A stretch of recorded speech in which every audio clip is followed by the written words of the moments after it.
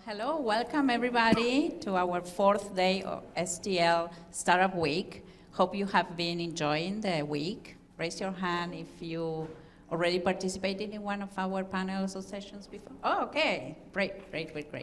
And for those who today is your first session, hope you enjoy it and also stay with us tomorrow. So today, the fourth day, is about access and resources. So as you know, most of you are entrepreneurs or looking to become one. So what is the first thing you need as an entrepreneur? An idea. And what is the second one? Money. That's why we have this great panel, because without an idea, there's nothing, but without money, we cannot make that idea happen. So we have a great panel today. It's about unlocking capital, what we need. So securing the right capital can be one of the biggest challenges for early stage businesses. In this panel discussion, experienced funders, venture capitalists, and entrepreneurial champions who have successfully navigated the funding landscape will share their insights and strategies. So we hope that through this panel discussion, which I love panels because you have different insights and also it's more interactive, so we hope that you can learn about the various types of funding that are available. There's not only one way to get money. I know maybe your first thought is friends and family, but there are some other options for you available. And you will learn about them here and then get tips for pitching, building investor relationships, and the do's and don'ts of fundraising. So we hope you enjoyed this panel. It's going to be moderated by our one and only Matt Vignetti. So by now you should know who he is. He has been around forever, and we hope he stays forever in the ecosystem, contributing with his expertise, resources, and also connecting people. So he now serves as the executive director of Tech Artista, but he has been involved with many other organizations that are well known here in the ecosystem, like Art Grants and some others. And one of my favorite part about him is that he's a cat lover, and so am I. I'm actually getting rid of our cats. No, I hate him. It's too now. much. I am a cat lover. I do. Okay, perfect. So I let Matt take it off from here and introduce the panelists, and thank you so much for joining us today. By the way, my name is Maria de Gregorio. I forgot to introduce myself. And I'm with Greater St. Louis. I introduced them? Yep. Okay. Let's see. Okay, I don't have your bios. I just have your names. So if you would like to share some thoughts about yourself, you're welcome. So we have Courtney Barrow. She's the Vice President of Business Community Officer at Bank of America. Thank you for being here today. Zaida Cornejo Zuniga. She is a Recruitment and Capital Access Lead at WePower. Hola, Zaida. And last but not least, Melissa Grizzle. She's the Venture Capital Portfolio Manager at Missouri Technology Corporation. Thank you for being here. Thank you. Mm-hmm. Good morning, everyone. How's everybody feeling this morning? Good. See some familiar faces, some new ones. Great to have some students in the crowd as well. Really excited for this panel discussion. We've done a number of capital access panels and sessions before. We're so excited to have some esteemed panelists here. Individuals really charged with working at organizations to provide capital or capital access to small business owners and entrepreneurs. And so I'd love for each of them to just talk a little bit about their professional background a little bit, and then maybe you can talk, a follow-up would be, what vehicles or funding opportunities does your respective organization have for early stage entrepreneurs? So Melissa, we'll start with you. Sure. Hi, I'm Melissa Grizzle with Missouri Technology Corporation, and we are a public-private partnership with the state of Missouri that invests in scalable, high-growth companies throughout the state. And I've been with MTC for a couple of years. Before that, was a recipient of MTC dollars for a number of years when I was at I-10, Innovation Technology Entrepreneurs Network, and an organization that for 15 years was probably the largest source of mentors in the digital tech space, and other training and business model validation. And we also had a program that was very popular called Mock Angels that got you ready to raise capital. And before that was in a clean tech startup that was venture funded and federal grant and contract funded from technology that came out of SLU. That was Biogenerator's first investment, and I started at Biogenerator working with them and then moved forward when they closed on their Series A 20 freaking years ago. Now that I think about to say the date. So I've been around, and then was at M&A at Monsanto before that. So it was, it looks like a career that made sense when you look back on it. It was not intentional going forward. But at MTC, again, we invest alongside other capital. So we are never more than like 20% of a round of capital. And we also require an exact like 1-to-1 match for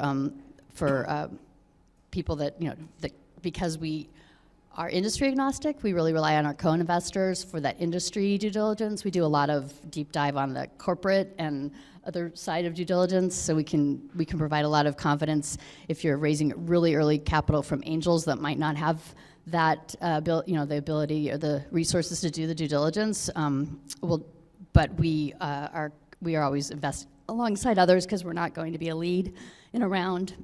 And we write checks from, well, now with our proof of concept, from $50K to potentially $2 million, but again, only being 20%. So if you're asking us for $2 million, you better be raising like 10. So anyway. Hi, good morning, everyone. My name is Saida Cornejo with WePower. I came to St. Louis about 2 years ago as a Coro Fellow in Public Affairs. It is a leadership development program, 9 months. After the 9 months, I was gonna go home. I decided to stay. I fell in love with the city. I then worked for an alderwoman in the city of St. Louis, so I was a legislative aide, was involved in some policy, but I'd always wanted to be in the entrepreneurship space. My dad is an entrepreneur, and when I was younger, I supported him a lot with translation, with navigating through the process, seeing firsthand some of the challenges that, entrepreneurs of color face, and so I was connected with WePower, and I'm very happy to be working with them, supporting Black and Latino entrepreneurs. We have small business accelerators that focus on capital, connections, and coaching.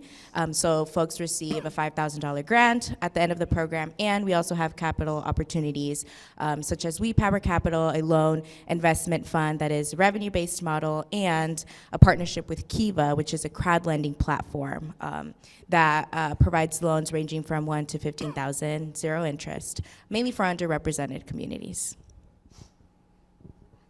Hello, good morning. I am Courtney Barrow. I'm our Business Community Officer at Bank of America. So a little bit more traditional whenever it comes to lending aspect. So I've been within the financial industry for about 10 years now. 5 years of that has been at Bank of America. I was a business banker for 5 years prior, so working on helping close loans, get those capital, right, that the businesses need. And just recently, I've been in this role for about 4 months now. Something that I noticed whenever I was a banker is 80%, I like to share statistics, right? Banking, we're all here today, we're talking numbers.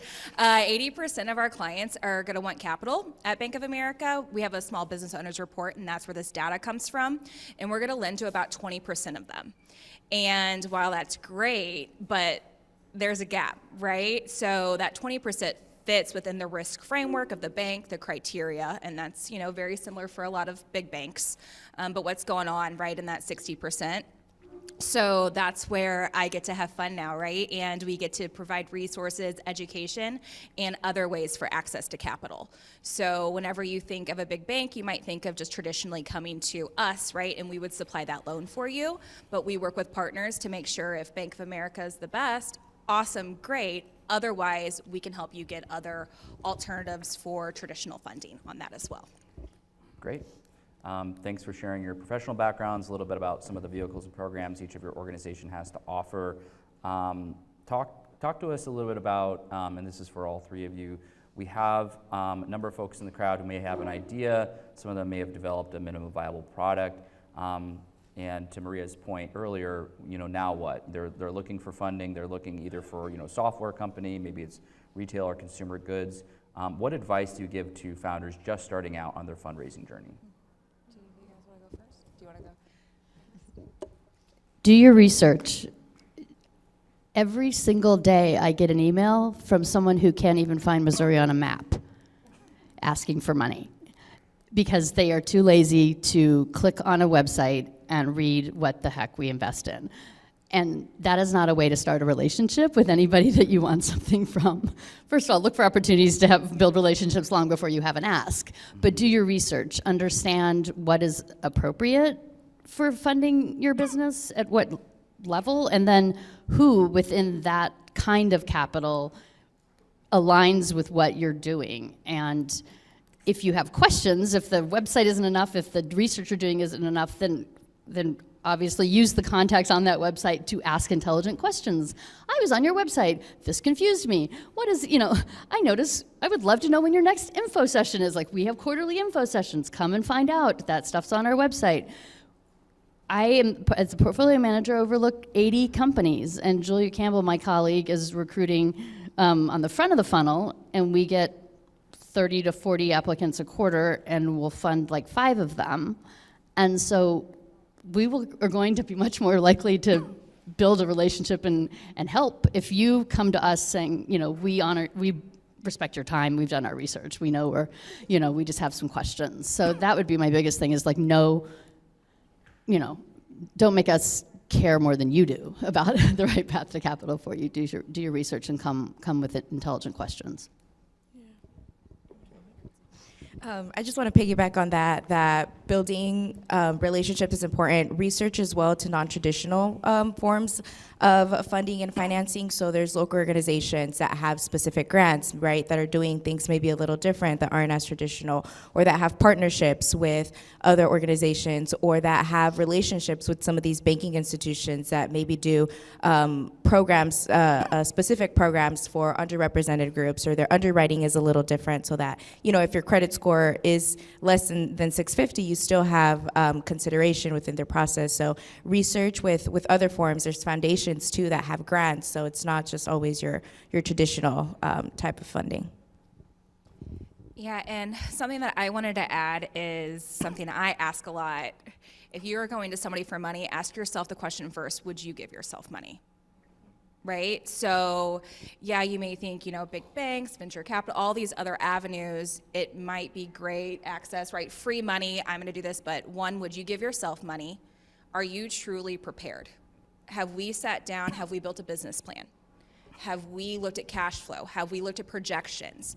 Do we actually have something, right? Planning, research, kind of things that we've all said, set in stone to where now I'm asking for the money? Yeah, actually I would give myself money because here's X, Y, Z within my business plan. Here's X, Y, Z within my projections as well. So that's something that I kind of wanted to add a little bit on top of it, just because I run into it all the time that people want money, right? And then we might not be able to lend to them, but they have other funds that we can look at alternative funding, but they don't want to do that because that's their own money. So that's a little bit of a red flag whenever you might be coming to any 3 of us, right? And okay, you don't want to lend yourself money, so why do I want to lend you money now? So make sure that you ask yourself that question, be prepared. See, I was under the impression you just had piles of cash sitting around just giving out. If I did, Everybody, I would be like Oprah look under your right desks. now. Everybody gets everybody. Chris $1,000 bill. So I think that's really good feedback around, being prepared, building relationships. I think it also depends on stage, right? We have idea stage entrepreneurs who are looking to say, hey, I want to start, a cookie business, for instance, and they're probably not going to call up Melissa to say, hey, is that investable? It's probably not scalable or technology enabled. But you have different types of capital depending on stage. So I guess, can each of you speak to what stage is appropriate? If someone is just starting out, they're unlikely to get a loan from a bank unless they have collateral, some other things, or maybe applicable for a program like Kiva. If someone's just starting out with an idea, I'm looking to just get a couple $1,000s to either build a prototype, set up a website. Where do they get that money? Yeah, so I always tell people and encourage them, still come to me, right? Because I know how you just said traditionally starting out an idea. We partner with national organizations on a national level that has grant money, right? That might be, okay, we need a couple $1,000s, and we might be able to tap in through that ecosystem as well as locally. So with community organizations like, We Power, and I'll kind of go ahead and transition over to you for that one. So Kiva is actually a really good example for this. It's an online crowd lending platform, and it's international, so it's global here in the United States as well. And it's designed to target the missing micro, they call it. So micro lending, $1,000 to $15,000, no interest, right? And it's very low barrier entry, and so you don't need collateral, you don't need a minimum credit score, you don't need financial statements, right? It's designed for communities that traditionally do not qualify, or traditional banking institutions do not invest in them.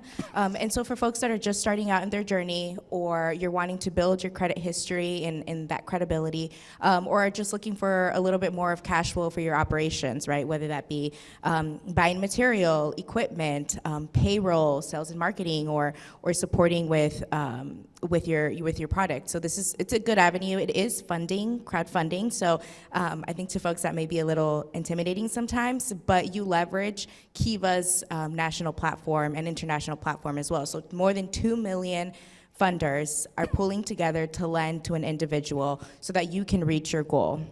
And obviously it's a loan, right? You pay it back. So if I lend somebody $50 for their campaign, I'm eventually gonna get my money back. But it's a platform based in community, and just giving that support to entrepreneurs that otherwise wouldn't in traditional avenues. What was the question? I was listening to them, and then I got sidetracked on what we were supposed to say. Talking about different stages of capital appropriate for. Yeah, thank you. So we have everything from our proof of concept program, which is up to $50K, and that is specifically for to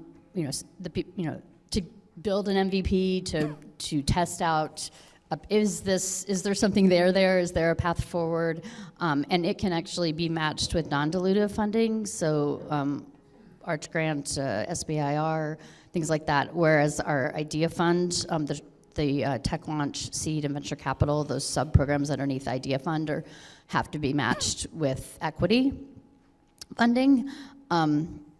And so you're definitely going to want to have, when you're applying for our money at Tech Launch, those are usually companies like on the life science side that have proven out some science, but they still need to scale that up a little bit before they can start down any kind of regulatory path. On the SaaS and digital tech side, it's going to be they've got an MVP, they've got some traction, they've proven there's a market, but they're still trying to figure out maybe exactly where their sweet spot is.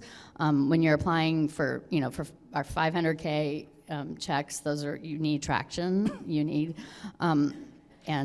and then you definitely need to be Series A when you're applying for our venture capital. But I want to just also give a quick plug. The other side of our organization is we have a grant side, so we support, like I mentioned earlier, my nonprofit that I was at before, MTC I-10, received money through the grant side, not through the investment side, and the whole goal of that side is across the state to support the organizations, the nonprofits doing the work, working with entrepreneurs, getting them ready to raise money, to validate their business models, all the things that you need. So I think just seeking out, Startup Week and the things that are going to be accessible, even recordings if you didn't make all the sessions. Seek out the resources in your community and take advantage of those. To our earlier comment about being ready and knowing the right path and the right source, taking advantage of those and getting as far as you can before asking for other people's money. That's a good transition, and thank you all for sharing that. Around, borrowing money can be scary, right? Either from a friend, from a loan program, from a bank, signing up for a credit card and going that route. What advice would you give to entrepreneurs who are considering debt financing in any form? Yeah, just one, make sure that you know how much your business can take on, right? Just because of bank might tell you, okay, yeah, we can have a $4,000 payment, but can you truly do that, right? Whenever we're looking again at projections and your cash flow, what do you have planned over the next, 5 years? Is it truly growth? How are we going to get there? Is there going to be some hiccups in the road that might, take funding? So make sure that you are, looking down those avenues and you're going that path as well. I would also say getting in the practice of closing out, let's say maybe you're closing out your books or your financials every month. So having a good sense of where you're at, right? Like what's your spending, what's my actual revenue versus what my actual profit is. That's one of the things that we've encountered. So in our small business accelerators, we provide accounting services to our entrepreneurs, and that's one of the things that people are actually really grateful for, because they're having to take a pause and really take a look at their books, and seeing that the way that they're managing things probably isn't the best and they're not as accurate. And so it needs to be accurate so that when you do go to a bank or you're ready to apply for a line of credit, you have all of the financial documents ready to do so. Yeah, I think I'll just speak to a couple other different kinds of debt within the equity space. So I think one of the things that's become more popular because the venture capital, the fundraising within the venture capital has been really tough the last couple of years. We had a high in 21, and it's just been really hard. So if you're out there trying to raise, it's not just you, believe me, it's hard. And it's even harder, and because valuations are so low that people are reluctant to do what is a true priced round where you're investing at a specific equity price. So they're doing more often convertible notes and safes, which is a form of convertible debt. So understanding that those come, those aren't supposed to be long-term solutions to funding your company, especially convertible notes have maturity dates. And so understanding, back in the day, now that I've put out there that it was 20 years ago, we called them bridge notes because that's what they truly were. They were bridged to a priced equity round. And now I see we have people in our portfolio that have been on safes and other convertible debt that keep wanting, to extend that. So know what you're getting into. Understand there's a maturity date for a reason, and your investors, if you're in venture capitalists have investors too. They don't have money trees. In the backyard they have investors, and they have to report to them, and they have funds that have deadlines. And so it's understanding that and making sure that you're picking the right vehicle and you're paying attention to it. You're not just hoping, well, maybe they'll forget that they loaned me some money and expect it to convert to equity. They will not forget. So. Thanks for that. Some really good notes. I do want to follow up on a couple pieces a little later in the talk. Do any of the entrepreneurs in your respective programs or networks have any experience with bootstrapping? And could you speak to that strategy for maybe people who are unfamiliar with bootstrapping? Yeah, I think that it can be important where it is possible. It depends on your industry. It's a little harder when you're in life sciences, or you need, but there are still ways you can do it.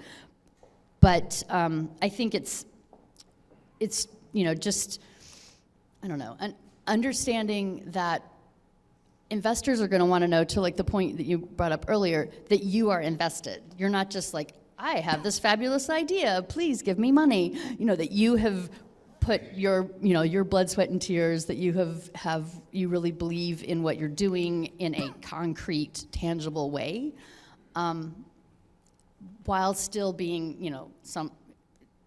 it's not just, I think sometimes we can also be flippant on the other side of that, get some friends and family money. Everybody has friends and family with bulging pockets full of money. So I think, there's sort of, a challenge, because it's not, talk about accessible to everybody.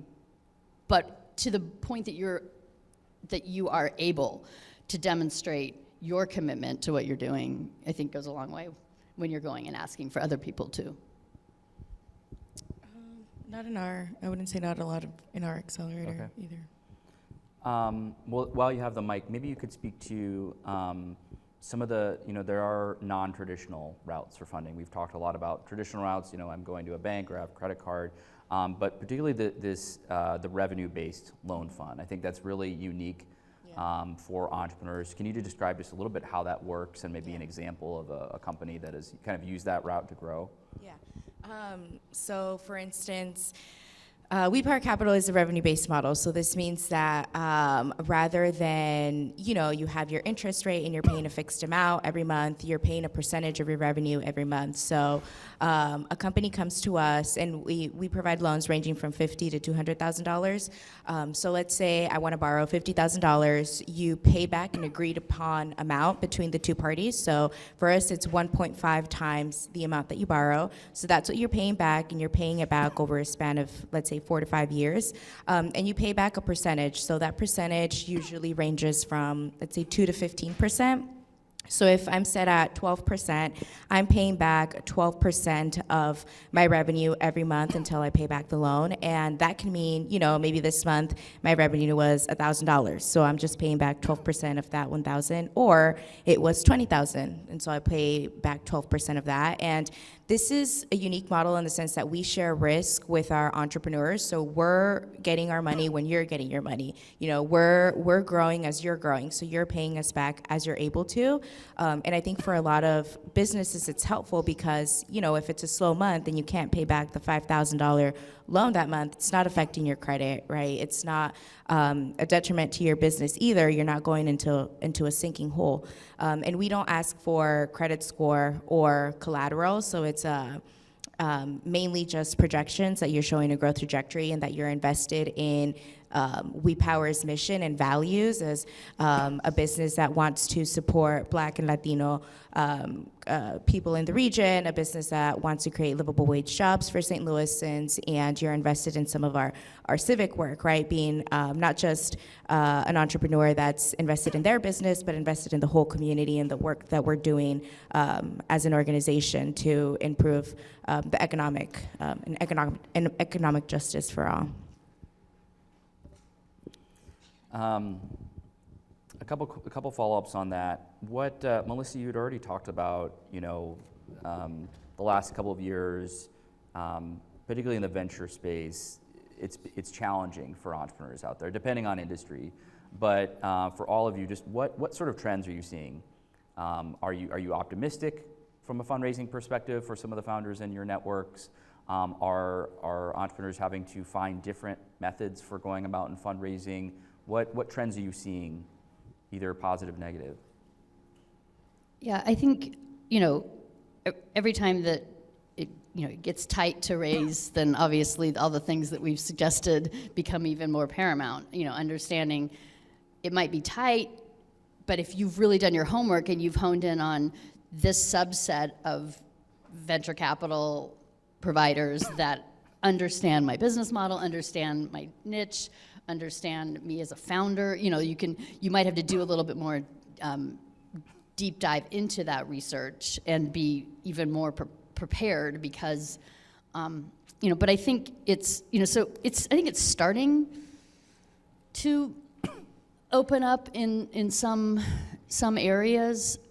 I think it's also, I'll let you guys weigh in on that, but I wanted to just one other type of funding that I didn't mention, I want to make sure people are aware of is we also have a joint, so a bunch of our funding that right now that allows us to invest at such a high rate, which hasn't been typical over the years for MTC, is coming from a program out of the Biden administration called the SSBCI, and all the states got money for different kinds of capital programs, and we are the stewards of Missouri's venture capital one, and we have $95 million over 8 years or so. Mm-hmm. But we also have got a chunk of capital that can support companies that aren't necessarily venture business models, things that would be appropriate for venture capital, that we partnered with Justine Peterson.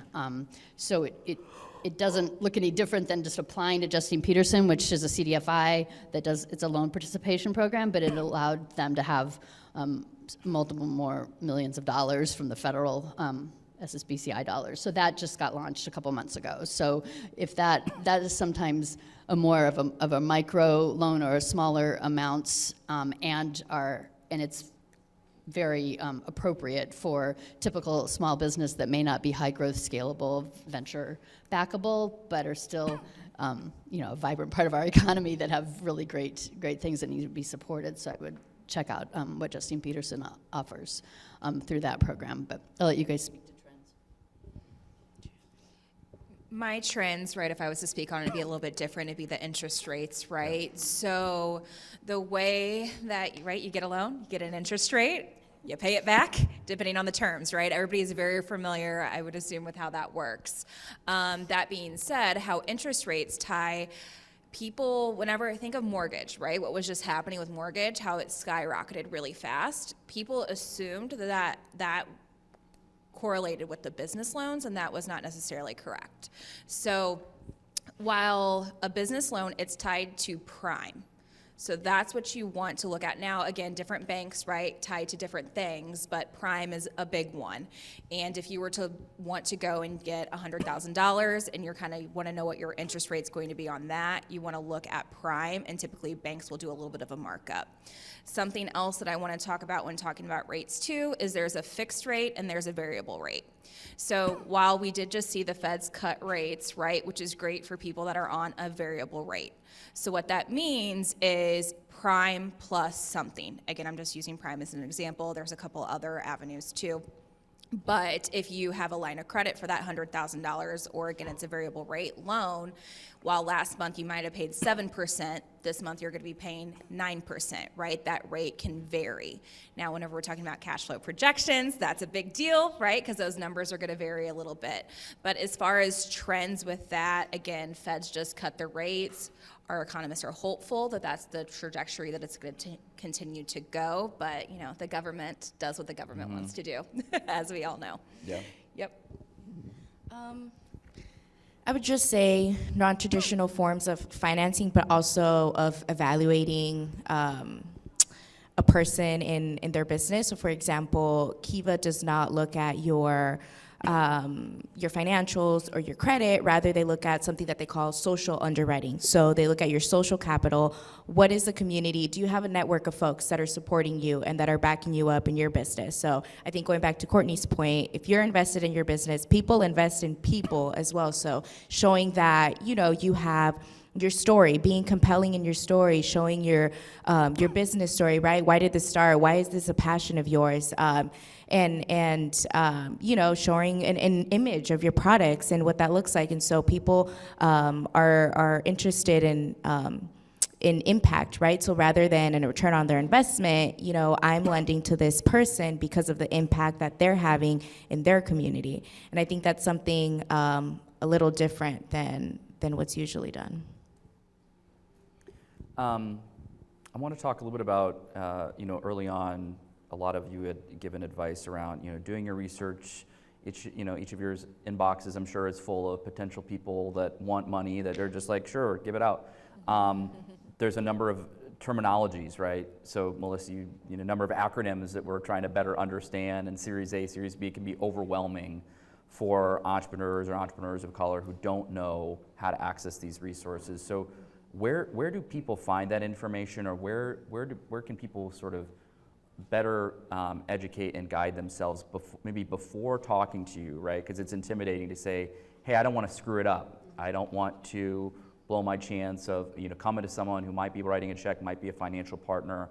I want to be ready, but I don't know how I go about that, right? And so where do you send entrepreneurs, or is there, you know, glossary or index, or what education can they do ahead of time to better understand all of these different, because there's so many options for them to know here, and then when they're ready, they can sort of approach organizations that are cutting checks. So how do they go about educating themselves ahead of time? Yeah, and something that you said as far as being intimidated, right? So if I can give you any advice, do not be intimidated. No question is a silly question, right? That's the only way that you're going to truly grow and you're going to understand, right? And then you might have asked somebody like me, like, hey, I know I'm not ready, but you might not, you want to ask, right, but you might not have, but ask, right, because we all know multiple resources within our organization and external. So think of your board of advisors as you're growing your business. So make sure whenever you're thinking of that board, you have somebody financially on that board that you truly trust and know can provide you multiple different resources. So whenever I think of resources, something that I always tell entrepreneurs, so I'm very privileged that I, work for Bank of America. We have a lot of resources internally. One of them is our Business Event Center, and it is strictly for, starting a business. So you'll see resources in there that will talk about how to do cash flow management, how to do projections. Our real estate talks about all of the acronyms, right? Yep. What all of that looks like, zoning looks like, environmentals, right? Things that you might not necessarily know. And we also talk about the difference between fixed rates and regular rates. So check with the financial institution to see what education that they have as well that can prepare you. And also to other resources as far as education-wise too, we have our Access to Capital Connector. So that is a resource that will get you, it literally, you put in your information and it will spit out who will be able to grant you capital, right? And now because you had, if you picked me to reach out for those resources, right? I'm there helping you and guiding you, and you'll have that resource as a banker or a business banker in your corner talking about projections as well as getting you to that access that you need. So building that board, and then also just making sure that you look at webinars, event courses to really understand those resources. Yeah, I agree. I would also say like your chambers of commerce, small business, empowerment center. There's a lot of institutions that also have accelerator programs, and I think at WePower, our accelerator program does a good job of educating folks in that sense. So we have workshops and a curriculum for business development, in addition to that one-to-one coaching. So I think mentorship and having that board and people that have gone through it and learning, from their experiences and sharing some of their knowledge, and having your circle of trust. Yeah, this may just sound lame, but Google's AI is freaking amazing these days. And get over the imposter syndrome. And a second monitor helps when you're on a Zoom call. I spend half my time going, what the hell are they talking about? If I'm in a portfolio board, because I sit on like 20 boards, and I don't know things about the Colorado potato beetle versus some dating app. So I'm like literally typing into Google some acronym that they just said, and then you can say 30 seconds later, so get over, don't feel like everybody in the room knows what the heck is being said either. If you're like, what is a safe? I used that. I couldn't even, the reason I said safe is because I can't remember. Simple something, I don't, whatever. It's equity is the E, but who cares? Just Google it and read the beginning. Now, maybe you don't want to rely on all the stats to be exactly right, and don't walk through life quoting it, but it helps. You don't have to even go onto ChatGPT. Just go to Google and type some stuff in. But I would also say we use a software for portfolio management that actually I first learned about because of their education side. It's called Seraph, SERAF. It's the Seraph Compass. So if you just Google Seraph Compass, the voice is educating angels, but that's a great way as a founder to know what's in the head of angels, is to read the stuff that's being, educating them. They're like, you should look at this for founder. Founders should be doing this, and so you're like, as a founder, like, great, I'm going to be doing that because they're telling angels I should be doing it, So, but it has a really great LMS, sort of blogs that drag you to all sorts of best practices, all sorts of, acronym education, all sorts of things. And the Angel Capital Network as well has a lot of things if you're just trying to get your head around the terminology in equity funding and venture capital. But yeah, don't feel like everybody in the room knows what's being said all the time, and take advantage of those quick things that make you sound really intelligent. Another good resource too, because I know we talked about local community organizations, so the economic development centers. So there's the one in St. Louis, and there's also the economic development center out in St. Charles, and then it expands even more, right? And then the work within greater St. Louis too. But at the economic development center out in St. Charles, there's a gentleman there, and his position is to help you, right? Educate you, build that business plan. Look, so say you wanted to have a brick and mortar, like a physical location. We go to see, you want a car wash. How many car washes are on this corner, right? And they actually look to see if it's going to be a feasible business plan. And a lot of the economic development centers, that's what they're there to do, because they want to help build their community, and they are truly invested in that as well as to you, and they want both of those to succeed, right? So that's just another good resource I wanted to touch on. Mm-hmm. I think it's a really good blend in terms of we've got electronic resources, we have relationship centers, but I can't remember who brought this point up around mentorship. And I think having individuals who have gone through the process ahead of time, who have had successes, maybe some struggles, who sort of have charted that path, I think finding quality mentors that say, hey, you know, knock on this door, not this one, or you know, here's the relationships that I'm on tap. I really think that, you know, having someone who's been there, done that, can really help unlock doors, unlock capital, and you know, just help others avoid, you know, some of the common pitfalls that you've all mentioned.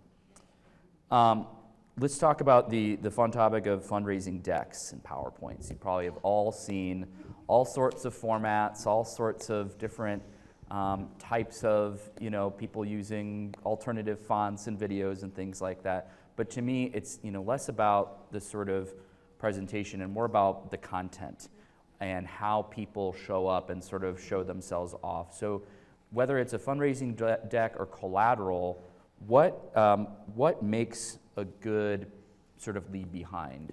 What are things, what are elements about them, how they've organized the information that really stands out to say, hey, this person has done their homework, this is well organized, I understand it. What makes a good deck? So you just use the term leave behind. Understand that you should have two different kinds of pitches. You should have the one that speaks for itself and the one that you use when you're speaking. Those should be different because you don't, when you're there and you're speaking to a slide, you want them to listen to you, not be reading a slide. So you can have a picture of a duck if what you're saying makes sense to go along with a duck. But you do not want to send a deck that just has a picture of a duck, a head, or any sort of pre-read that doesn't have any, you know, things to go alongside it. You gotta use a different animal because I thought you said deck and then duck. And yeah, sorry, whatever. You know what I mean? So you don't distract them. First of all, if you're there, they should be listening to you and not reading this. Trying to read the slide. My preference is talking about the problem you're solving, how it's currently being solved, why that sucks, why you're better, and then who's doing it. If you want to hear an argument on the go. I mean, people have lots of different opinions about decks.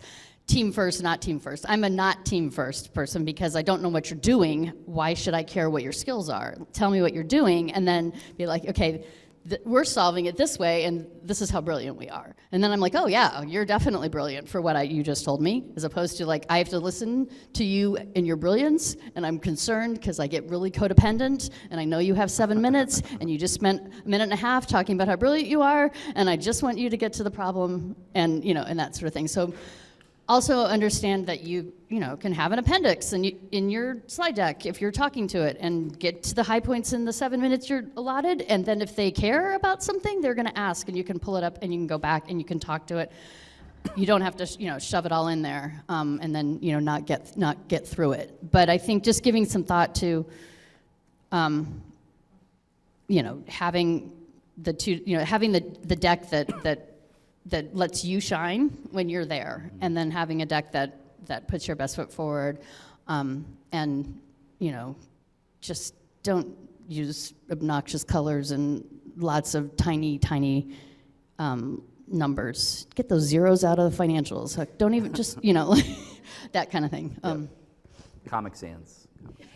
Yeah, so ours would be more whenever you're thinking about collateral, right? And it's just what I talked on earlier, make sure you're prepared. So don't bring a shoebox of, yeah, here is all the receipts and here's my gross revenue, right? We need to actually have a tool for that. So whether it be QuickBooks, whether it be even starting out Excel, right? Get yourself organized and figure out what line items need to be in there, right? I know he talked on collateral. Whenever you're first starting off, you need to know what's your inventory. So you need to know what's your accounts receivable. You need to know what's your accounts payable, right? You need to know your gross profit. You need to know your net profit. You need to know your expenses, gas, if you're a bakery, food, sugar, water, right? Cost of goods sold. Again, these are all those terms that we talked about that, again, I didn't even know of, right, 6 years ago. So making sure that we have that resource to learn these terms, but once you learn those terms, you'll be able to know what to build out. So now whenever you say, I need $50,000, it's not a crazy shoebox full of I sold all of here's my receipts, right? It is here is I had $1 million in revenue, here was my cost of goods sold, here is my accounts receivable, accounts payable. I made a profit of $500,000. And now it's like, great, we can figure out your debt, right? We can figure out how much debt you can take on. We can do those formulas and we can truly help you. But if you don't go to anybody prepared and have all of that organized, it's just, you're gonna get nowhere. You should be prepared to talk about your business. I think there's a business story or a business pitch, and then there's a personal story and a personal pitch. And I think finding a way to weave that into. And stick around for Danielle after this. Isn't she talking about Yep. that? Yeah, so finding a way to weave that in as well, because I think people might be interested in, your business or what it does or what problem it's solving and the value proposition, but they're also interested in you as a person and, what you bring to the table and why you started your business, or, is this person passionate? Can I see them, taking the business to the next level? So being prepared to weave that into, the origins of your business as well. I have a couple more questions and then we'll get into a Q&A here. There is a sort of unfun side of fundraising. Well, there's lots of unfun sides, but undoubtedly entrepreneurs are going to get told no. And so what advice would you give to entrepreneurs that you reject, that may not be ready, or they may not have all the right answers or numbers, or they do come with a shoebox? How do founders go about still continuing to build a relationship and to show, hey, I was here, now I'm here, I've grown, or I can build a relationship? How do you advise entrepreneurs on dealing with rejection when it comes to fundraising? I get to tell people no a lot, so. It looks like you enjoy it too. No, I do not, and it's because I've been told no a lot, right? Yeah. So I know I mentioned before I was, I did business banking, and then before that I was in door-to-door sales. So I did cold calling, I did all of those things, and I was told no a lot, and you can't take it personally. So that's number one. Do not take it personally, because no one wants to tell you no. I would give you, all of us, would give you all of the money in the world and we want to see you succeed, right? But that no is just a not right now, right? And what steps do we need to do in order to prepare? So that was my thing, is don't be scared of the no. It's a not right now. And how can we do to prepare and make that a yes in the future? And that's whenever it comes back to your board, making sure that you have those right people in the corner. That's gonna help you get there, right? Because I know, for example, my clients that I've had to tell no, right? Yep. I'm like, okay, it's a no right now because of, X, Y, Z, but here's how we're gonna get there. And if you have people that truly care and wanna help you, they're gonna get you there, right? And they're gonna find you those funding, whether it is through venture capital, whether it is through a community organization like WePower, or whether it's through our Access Capital Connector. And we're gonna find a community financial institution that has lower risk ratings, right? Those types of things. So don't be scared of that no is my main thing, because we've all been told no a lot. And we wouldn't be up here if we took those no to hearts. I think relationships is really important. People say that having a relationship with your banker is important, and I think that's true anywhere. And so if you get a no, I'd say continuing to foster that relationship, solicit that feedback. So why was it a no and how can we make it a yes in the future? But if people see that you are continuing to engage and you're showing them, hey, like this is where I'm at in my journey, another milestone, you're bringing them along in your journey. And so when you get to that point where you're ready to, apply again, they've been through that process and they know you're invested in your business and in doing the work. I would say that we tell people no, and no is no, and it's going to be no matter what in certain situations. Brutal. Because not every business model. No, I don't. I want to help redirect people to a capital that's appropriate. And I think in our pop culture, people think, oh, I have a startup, I go get venture capital, and this is how it works. And no, if you do your research, you realize little tiny percentages of a lot of amazing businesses, there's a lot of really strong multi-million-dollar businesses that are not venture fundable because of the metrics that venture capital expects and has to because of the business model. So understanding that, the scalability and the level of scale that needs to be present in your business for it to be attractive, even at the earliest of stages, because we want to fund people that have a path to that scalability, even if there may be some pivots along the way. So can it be, so it's gonna look different, and I think part of, because I've come from the ESO, from the Entrepreneur Support Organization side, and helping people figure out the best way to capital, helping people figure that out. And there are times when people start off in a more service, business model and then find a tech solution that because they really understand that service that they've been providing and they can see there's a tech solution and there's a scalability component. So the pivots in your business could put you on a path that is more of a venture fundable path. But I think for us too, we are different from traditional venture capital in the fact that we have quarterly award cycles. And on our website, there's a downloadable flyer that has all the details of the different programs and the different award cycles for 2025 and everything. And we very much stick to that application process because we're trying to be as equitable across the state. We don't do a lot of venture capital. Other folks will build that relationship. And we sort of rely on the other side of our organization that we're giving grants to build those relationships and to get those entrepreneurs ready. So we may do things like redirect you to other resources in your community or, and I think always asking for feedback. We do get a lot of applications. And so we're not gonna automatically, but Julia, I think is really good if you specifically ask and sometimes it's not what did you do wrong? It's we had 35 applications, we could pick 7. Yeah. You still have a great, apply again. Yeah. I mean, we have a lot of people that apply 3 or 4 times. It just wasn't right in the cycle of their growth or their, or a lot of reasons it could be no. What's good? We're gonna get to the Q&A. Yes. All good. I'm not gonna tell you to shut up yet. And I think I think a lot of great points around just sort of maintaining it's okay to maintain the relationship. There are certain bounds within just the nature of certain funding programs to say, is this no for good, or we need to see progress, asking for feedback, and just, maintaining the relationship.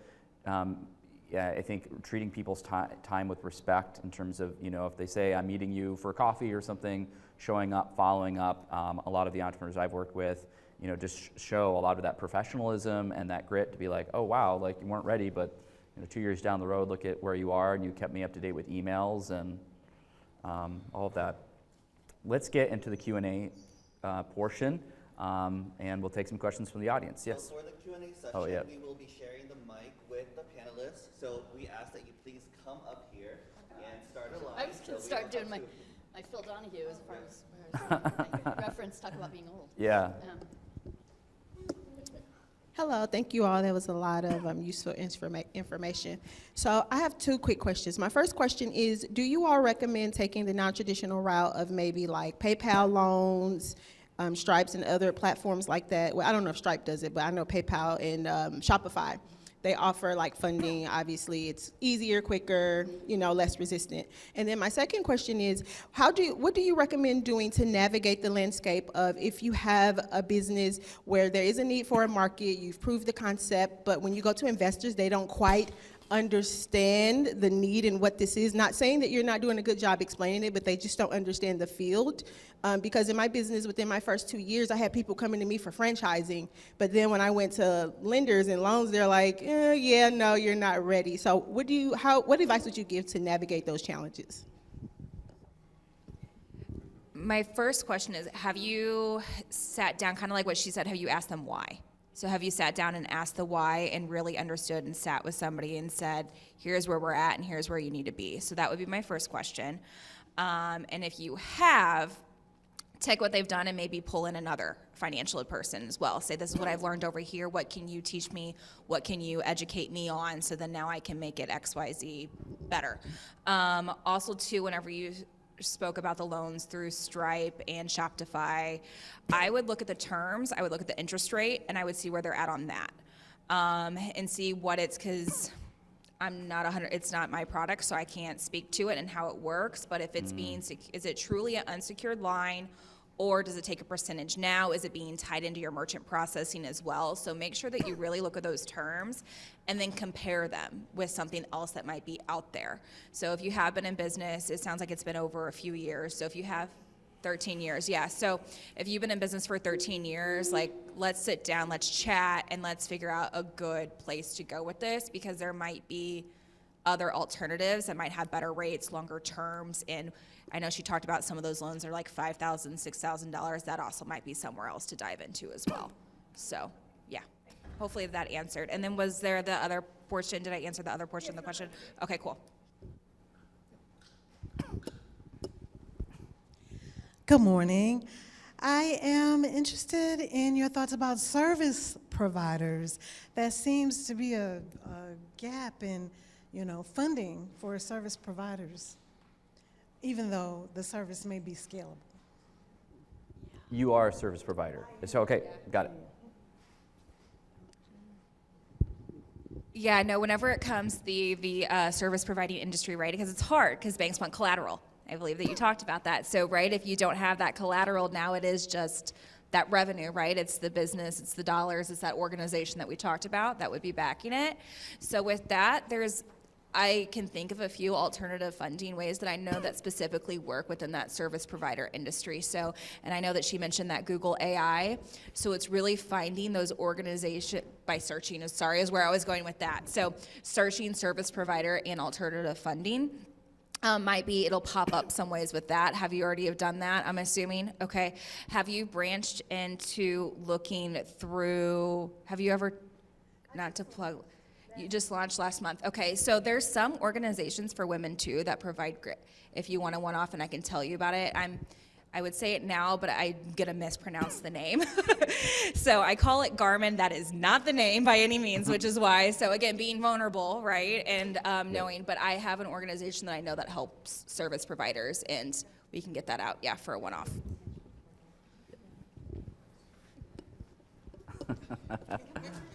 Step right up. Those were some really good questions, and I think they partially answered mine. But I was interested in knowing that I'm a consulting company, and I know that funding requests can be a little bit murky for consulting companies.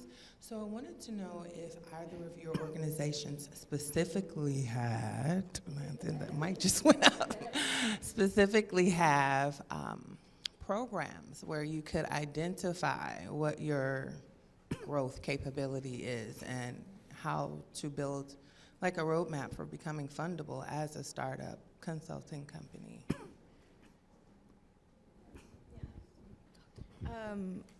I would say our accelerator accelerator programs. It's all, is it working? It's all industries. So we have a variety, like we have two. One is construction, one is all industry. So all industry, we have arts, we have food, we have health and beauty. So it really doesn't matter. And that program supports entrepreneurs with, if you're ready to grow and scale. So like you've been in business, let's say at least 2 years, you know, you have a revenue of at least $50,000. But we'll get there. So this is like, there's other programs in the ecosystem that support with like early stage, just starting, and then this is kind of like another step, for example, like Cortex Square One, Bootcamp, and then so we're at, you know, the next step in the ecosystem, but we support folks with that growth, and so connecting you to connections with coaching, right? A lot of folks don't always have a business coach, and your business coach can be your person for, hey, like, you know, what decisions do I need to make when, in terms of financing, in terms of what services am I providing, how am I doing that? So reorganizing your business as well, and then connections, right? Connecting you with people in the ecosystem as well. I was just going to say, I know I touched on it a little bit too. So the accelerator, as far as scalability and things like that, those accelerators are amazing tools, but also to that access to capital connector. So if anybody is trying to figure out ways to get capital a little bit more traditional, not through like a PE, or actually some venture capitals will even pop up in that access to capital connector. But having that tool, you go through, you plug in your information, and it truly spits out, this person will call you. And if you want that tool or you're going to utilize that tool, please get with me after this, just because I want to make sure that you're seen all the way through the transition as well. So, yeah. One thing, because I just want to make sure we're not complete. You need to have a tech component, but often, especially with our earliest companies, they come out of the deep knowledge of the industry. So you've been providing services and consulting in a space, and you're like, this is a mess, and this could use this tech solution, and so that can be actually a good thing, because you've got revenue that is helping to, you know, you're not having to wait to be able to get revenue from the tech. You have revenue that can support the early build of the tech from your consulting stuff, and you're coming to it, understand solving a problem you really know, which is like a really important thing. You have access to the community to de-risk that tech really early, and that's really important. Part of the time when people complain that they're not getting funding, it's because they're not ready. They haven't de-risked enough things, so having access to that community. So I think starting there is a great thing. It's just not going to be venture fundable unless there's a scalable tech component. Yeah. Yep. If that's the path you want to go. But okay. Thanks. Let's get to the next three, and then if we could keep just one of you to respond, kind of whoever's best positioned to answer, and then because we're running a little over. Yes. And I wanted to be mindful of time too, Matt. No, absolutely. We want you to ask questions. Well, I was already mindful of time because I'm mindful of people and I'm mindful of space. Good morning. How are you doing? So can we just make this a show of hands questions for the panel, and then I'll pass the mic and make it a question for you all as well as a question for you all. Good morning. We have a beautiful group here in a beautiful space, don't we? Thank you for this. Mm-hmm. By a show of hands, who considers money an energy form? Who considers money a form of energy? Okay, thank you. We agree. Good morning, guys. Thanks for coming out here. You've given a lot of really good information on like the educational aspect of where to go find those resources for that.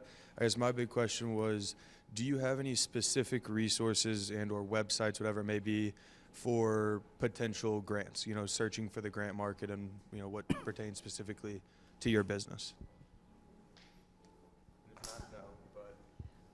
It depends on the industry. I mean, I think I will speak to federal grants. If you go to sbir.gov and search, I would search things they have awarded. Don't even search open stuff. Search awarded. He asked the question. Okay. I'm trying to talk to the room, and I can't turn my head that way, or my chiropractor will kill me. Okay. Yeah. So I think doing the SBIR.gov actually approved their website a couple years ago, and it's actually really good. So searching by keywords that are important to you in that regard, and don't think that it's just all about like curing cancer and other life science stuff. There's a lot of things that the federal government has money for, or at least for now. So we'll can't see into the future. Yep. I think that's a good site, and then go to Courtney's source as well, because I think any kind of filters that go over that to look for the right kind of capital. Thank you. Thanks. Hi, thank you for the lovely panel discussion this morning. My name's Jen, and I'm from WashU. We're looking into starting a company, and my research team, we're a little, like, we want to pursue the SBIR, STTR grants, just because it's like a large lump sum of money. It would get us past through like phase one. My concern right now is with the new administration coming in, they've talked about cutting in NIH funding, and I'm not like a cross that bridge, like when we get there type person. I want to be prepared ahead of time, and I don't want to continue using like my own capital investing into this company. Even though I believe in this company, like you've asked that question, like would you put money into it? I would, but I don't think it's gonna get us there if we just pursue like the smaller grants that Missouri provides. I don't know if traditional funding is the way to go. I would like to focus on non-dilutive funding. I don't know, so do you have any advice kind of regarding that and what the landscape might look like in the next 4 years? Yes. We can all predict what President-elect. Melissa, someone else. Huh? Do you want to talk it, or do you want me to take it? Go ahead if you. I mean, Yes. no, so you're in a great community, and I want you to know that. The resources and tools that you have within Scandalaris, have you reached out? I'm assuming, yeah. They're truly amazing. And I understand where you're coming with the grants and the administration and the presidential elect, all that good stuff. It causes uncertainty and unknowns. And while you might not want to do traditional funding, something else too that we've touched on a little bit too, have you looked at investors, the angel investors? Make sure that you're constantly pitching if that's another avenue that you want to go. Whenever you're going that avenue, something I like to touch on, just make sure that you truly know, like, this is a no. I might need the money, but if you want 10% of my company, no, right? And you guys are both interviewing each other. So pitching the investor that aspect of a way might be something else. Because again, we all only have so much of our own money, right? We need to eat, we need to DoorDash, holidays are coming, I get that, right? So, but yeah, so the investor route, and again, if you want to talk off one-off, I'm more than happy to, and we can kind of go through what it would look like if we were to look at traditional, if we were to look at what you were going with the grants, what about some of these diverse business owner organizations that provide money just strictly to, women business owners. And we can go look at resources that way as well, outside of just that one grant that you were talking about. So, yeah. Can I say one thing real quick? One thing, really quick. Don't discount large nonprofits. They have venture arms. They have venture arms, and they have that do investment and also do grants. Like the American Heart Association was a co-investor in one of our companies, and because they're solving problems that the American Heart Association cares about. So do your research around those as well. Great. Well, that concludes our panel. Let me let's go ahead and give a round of applause for our panelists.